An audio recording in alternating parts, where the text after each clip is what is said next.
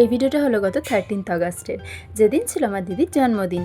তাই সুন্দর দেখে একটা কেক নিয়ে বিকেল বিকেল কাকার বাড়ি চলে গিয়েছিলাম। যদিও কেকটা কিন্তু বার্থডে গার্ল নিজেই পছন্দ করেছিল। মার হয়তো সকাল থেকেই ছিল, আমি বিকেলে গিয়েছিলাম। এই যে মায়ের হাতে কেকটা ধরিয়ে দিয়ে চলো এবার টুক করে একটু বার্থডে গার্ল কোথায় আছে খুঁজে আসি।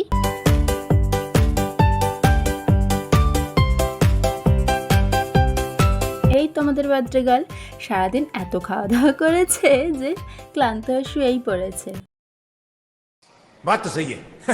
অনেক খাটাখাটনি করে এসেছি বাপু, তো চলো এবার একটু চা ব্রেক হয়ে যাক। Have a nice tea break. আর আমার কাকির পেছনের ব্যাকগ্রাউন্ডটা দেখো কি অপূর্ব লাগছে না দেখতে, মনে হচ্ছে না কোনো সিনারির ছবি লাগানো রয়েছে, কিন্তু না, আসলে ওটা একটা অপূর্ব। এরপর না আমি আমার দিদিকে একটু মজা করেই বলেছিলাম, তুই এইভাবে কেক কাটবি?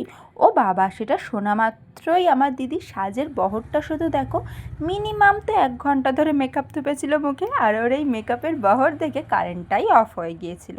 কিন্তু না, আমাদের জোগাড় তো রেডি। ভাগ্য করে কয়েকটা বোন পেয়েছিলি বটে তুই দিদি, একজন লাইট ধরে তো একজন ক্যামেরা ধরে, মানে যাকে বলে একদম প্রিন্সেস ট্রিটমেন্ট। দিদিটা তো ওদিকে রেডি হয়ে গেল, আর ওর চক্করে পরে আমি কেকটাই বের করতে ভুলে গিয়েছিলাম।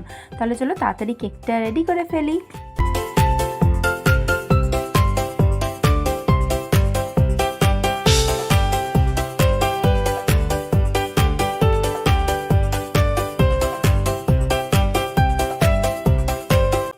জানি অনেকগুলো দিন পার হয়ে গেছে, তবুও বলছি শুভ জন্মদিন দিদি।